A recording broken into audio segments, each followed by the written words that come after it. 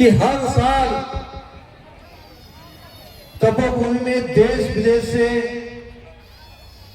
वंदनीय पूजनीय भिक्षु भिक्षुणी संघ उपस्थित होते हैं। मैं खुद इस भावना से भिक्षु भिक्षुणी को निमंत्रण करता हूं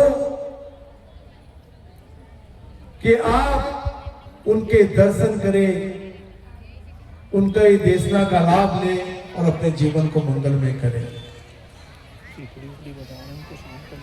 इसलिए इस धरती पर आप वंदनीय पूजनीय भिक्षु संघ यहां उपस्थित है। आपको उनके दर्शन हो गए, उनके मुखाग्र से धम्म सुनने का अवसर आपको मिलेगा। तो हम जो है ये तपोभूमि जो है इसका जो निर्माण हमने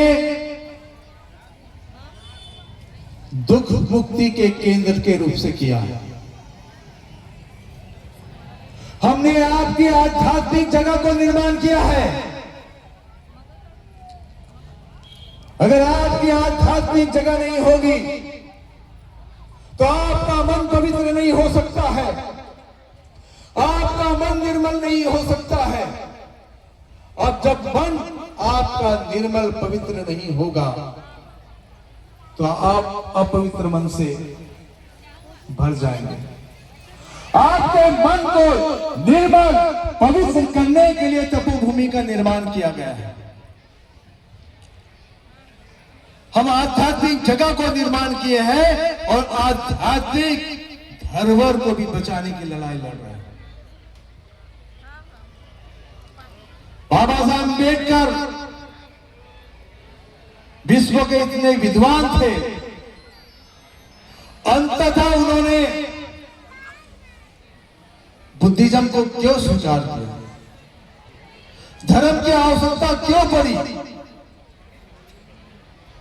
बाबा साहब अम्बेडकर ने 14 अक्टूबर 1956 को बुद्ध धर्म को स्वीकार किया और बुद्ध धर्म की आप लोगों को दीक्षा दी।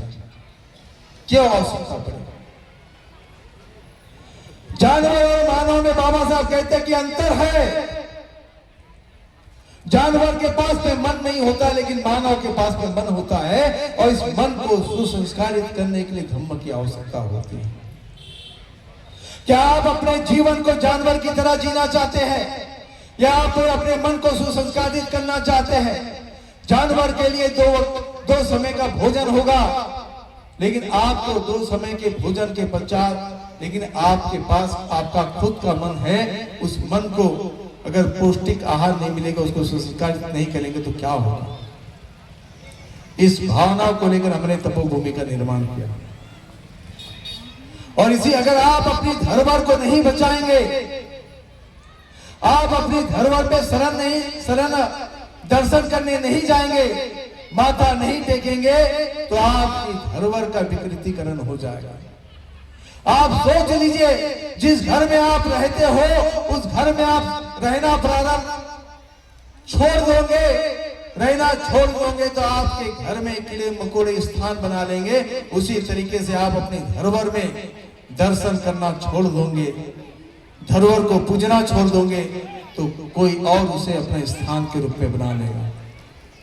तो ये बात को जानिए, ये तपोभूमि का निर्माण उसी उद्देश्य से किया है कि आप जब मानसिक शारीरिक तौर पर अगर कहीं आप दुखी होते हैं तो यहां आकर आप अपने मन को हल्का कर सकते हैं।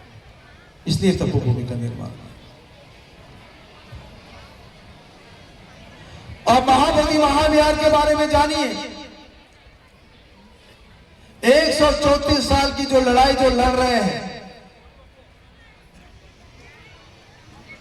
वो लड़ाई में 134 साल हमको क्यों लगे?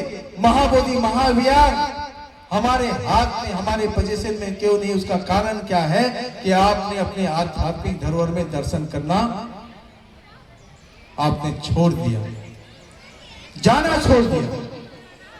इसलिए आप अपने आध्यात्मिक जो जगह होती है वहां जाइए, वहां दर्शन कीजिए, तब वो धरोहर, वो जगह बचेगी। तो अभी संक्षिप्त में मैंने आप लोगों को जो बात कही, वंदनीय पूजनीय भिक्षु संघ यहाँ बैठे हैं, आप उनको सुनिए, उनका लाभ लीजिए, उनके मुखाग्र से धम्म को सुनिए, आपका जीवन मंगलमय होगा। और बाबा साहब अम्बेडकर ने 14 को बौद्ध धर्म दिया है, उस बौद्ध धर्म को प्योर और शुद्ध रूप से स्वीकार कीजिए। अगर प्योर और शुद्ध रूप से आप बुद्ध धर्म को स्वीकार करते हैं तो आपका ही जीवन मंगल हो सकता है।